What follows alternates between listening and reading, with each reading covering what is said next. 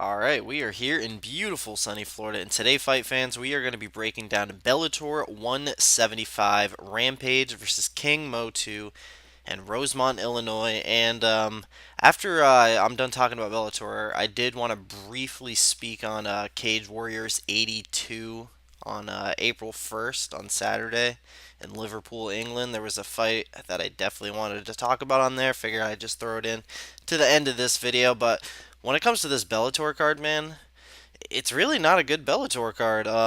They got Rampage and King Mo in the main event, which is fine. They'll do good numbers, but really the rest of the card isn't great. Emmanuel Sanchez is in the co-main event, who I'm really high on. Sergey Haratonov versus Chase Gormley. There's going to be some violence there. Um, but really not much to offer, man.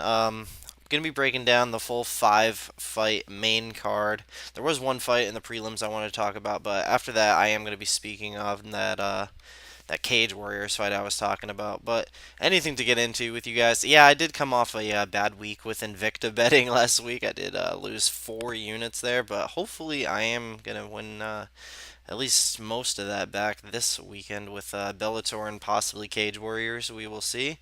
But getting into Bellator, man, we got one prelim fight I wanted to speak of. Manny Vasquez is in the prelims.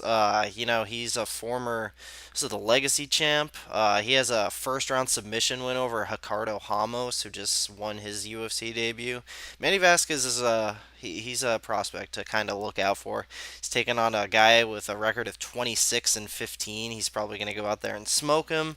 Hopefully, get his call to the UFC like Ricardo Ramos did, but we will see. But starting out with this main card, man, first up we got Noad Lahat, 10 and 2, former UFC fighter, taking on Lloyd Carter, 11 and 8. And just gonna say it, as of right now, the Bellator odds aren't out.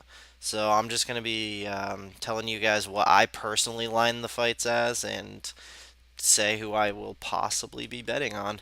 But right here, man, Noad Lahat, we know he's a great grappler, black belt in jiu-jitsu. I think he's a black belt in judo too. He's a good guy, man. He's not bad at all. His only 2 losses. It's funny. He's the only guy in UFC history to get KO'd by a flying knee twice, and those are his only 2 losses. Just getting caught in.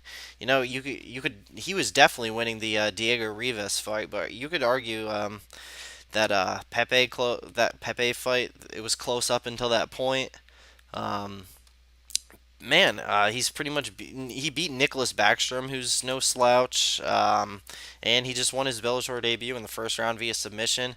And then this Lloyd Carter guy, he doesn't impress me at all. He's like super short and stocky for the division, but doesn't even really have power. His boxing is average. I haven't seen much of a ground game, so I'm guessing Noad Lahat is going to go in there, use his judo, get it to the ground, and submit this guy in the first round. And I am really, really confident in this pick. To be honest, I don't think highly of this Carter guy whatsoever. Noah Lahat, he's a damn serviceable fighter. Definitely got to work on that striking defense though. Stop getting caught with those flying knees. I personally line this fight at minus 410 for Noah Lahat. So really anything better than like minus 300, I might have to parlay him up. So we'll see. But moving on here, a fight where I had to research both guys. I had no idea about either of these guys, but they got damn good records. You got Steve Kozala, 7 and 0, taking on Jake Roberts, 7 and 1. And Jake Roberts, his only loss is to Carrington Banks, who's a really good wrestler out of the Black Zillions.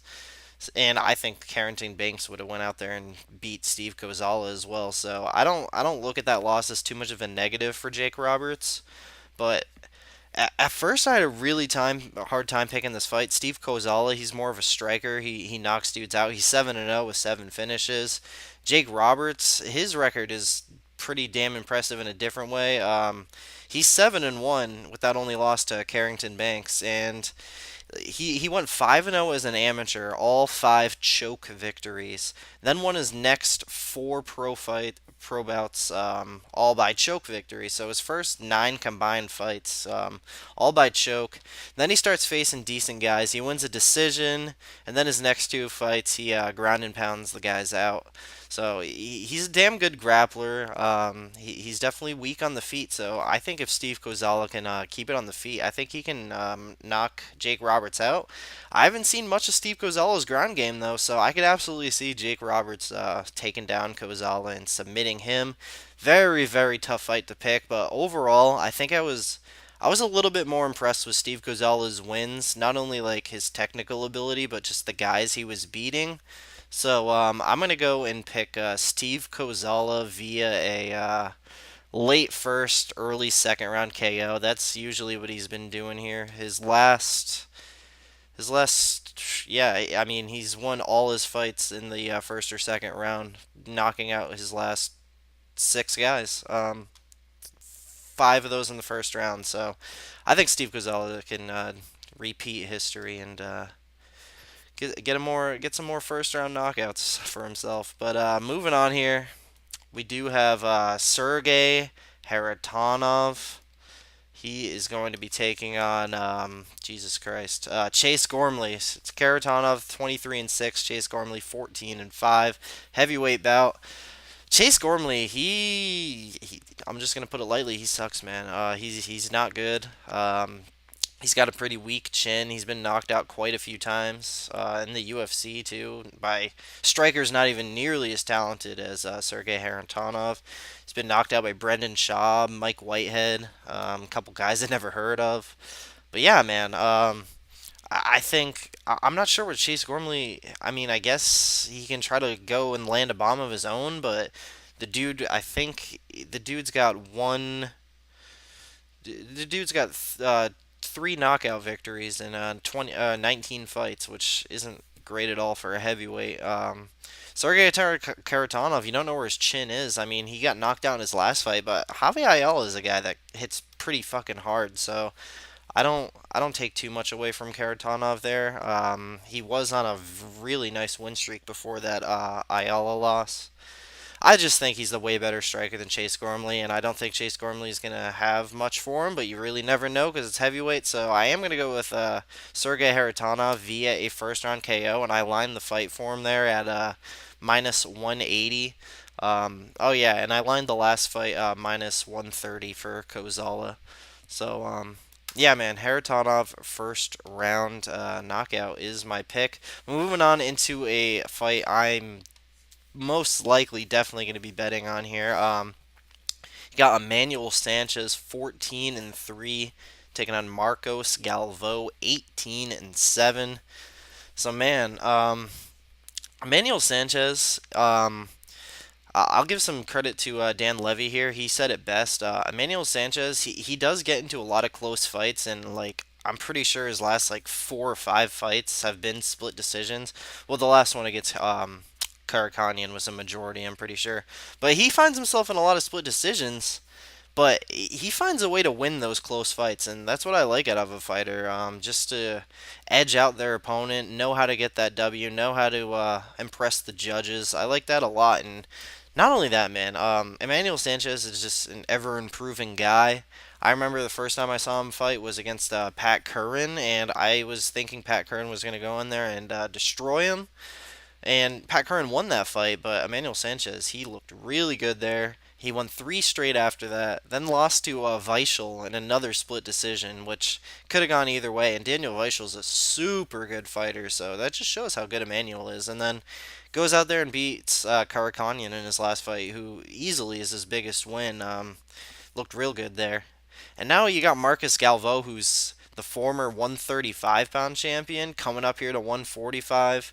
He's got some age on him. He has not really looked good at all in a while.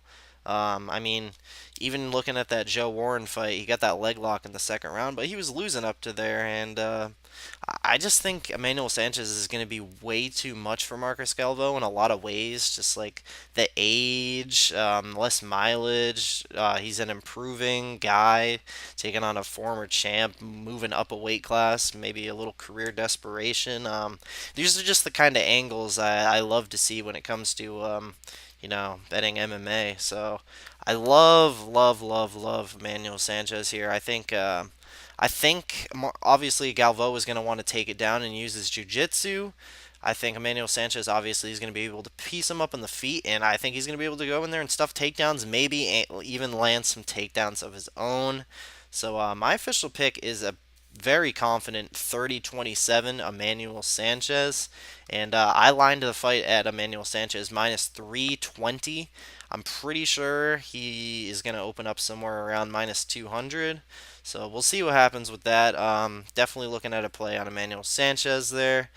But moving on to the main event here, man. The main event, we got Quentin Rampage Jackson, 37-11, taking on King Mo Lawal, 20-6, in a heavyweight bout. So obviously, first fight, King Mo, he more often than not landed the takedowns and outpointed King Mo. But King Mo did get that decision. The judges saw it his way. Brand new fight here. That was a few years ago. But I think we're going to see some similar shit. I think King Mo is going to be able to go out there and he's going to make it more clear this time, I believe. I think King Mo should have really no problem going out there, taking down Rampage, grinding him out. And you can say all you want about how much bigger Rampage could possibly be. King Mo, he did that to Czech Congo, man. He was taking down Czech Congo all over the place and grinding him out. Quentin Rampage Jackson's former teammate. So, man, and even on the feet, man, I don't think it's some kind of big striking advantage for Rampage Jackson, especially at the age he is now. King Rampage is what? He's got to be 40 right now, right? I mean, dude's pretty old.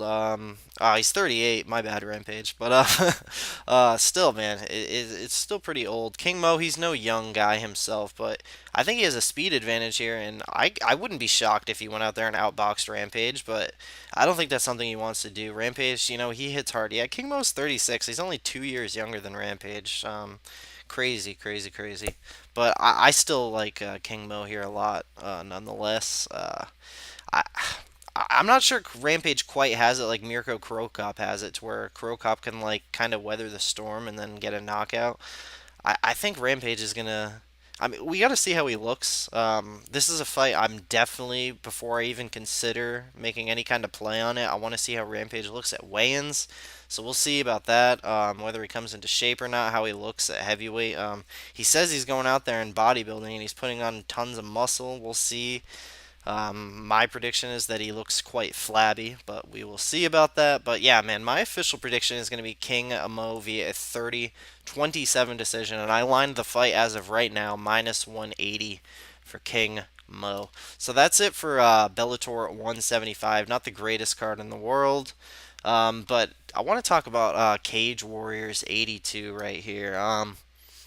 So going over the undercard like super quickly, there's really nothing of note too much.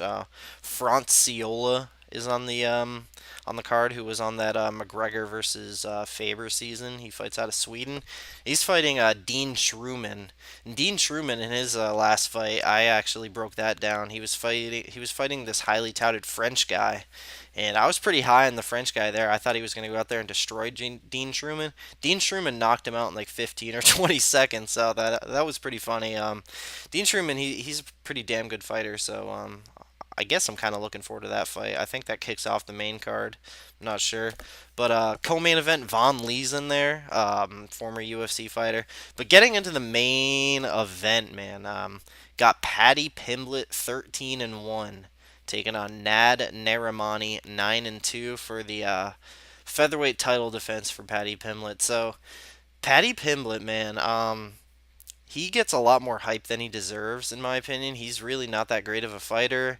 I mean, he's got what you want to look for in a fighter outside the cage. He's got the personality and everything, and that's really why he's getting all the hype.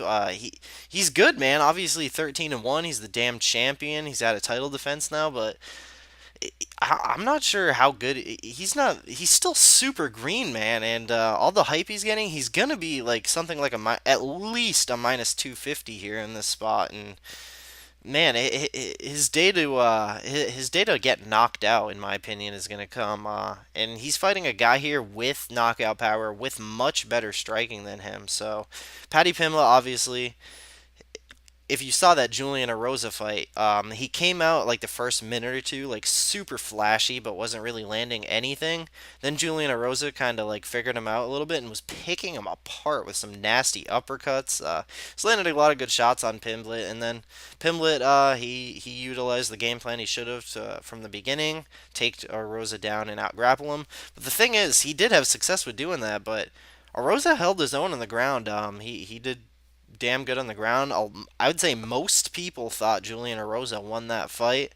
Um, Still, man, wasn't impressive at all from Paddy Pimblett because I don't think highly of Julian Erosa much at all. Um, I think Nad Narimani, obviously, most of his wins are by submissions. I think he only has one knockout win. Um, he has two knockout wins, but most of his wins are by submission. He's pretty damn good on the ground, but I think what he's gonna want to do here is keep this fight standing and pick Paddy Pimblett apart and then knock him out. He knocked out this Canadian dude really, really viciously. That was, if you want to see one of the worst stoppages, in my opinion, in recent MMA history, look up Nad Narimani versus Jeremy Petley. It's on YouTube. Nad Narimani, it was vicious, man. I was just telling the referee to stop the fight. I was yelling at my screen. The cage announcer was going crazy. It was nuts, man. But he's got big power. Um, I think I think the chances of him being able to stuff takedowns and knock Pimblett out here is really likely. So you're gonna get a big underdog price on him. So I say definitely take that. I'm pretty damn confident Narimani's gonna win this fight.